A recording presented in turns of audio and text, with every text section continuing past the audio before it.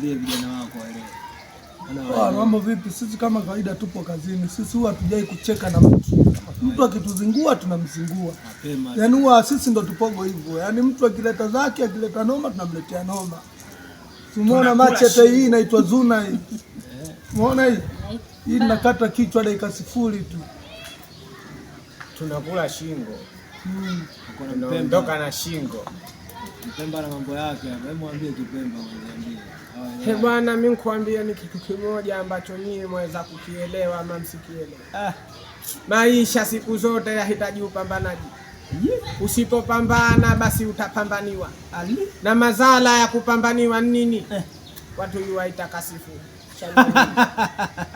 Umeua Mpemba. Heshimu heshima. Oza. Usipotuheshimu leo utatuheshimu kesho. Na adui unemudu usimwachie Mungu. Tumeiona hiyo. Umo. Aliza hapo. Umeshika panga. Mimi sina habari. Mimi ni mtu wa Chikoni. Kafanya matiko peke yake.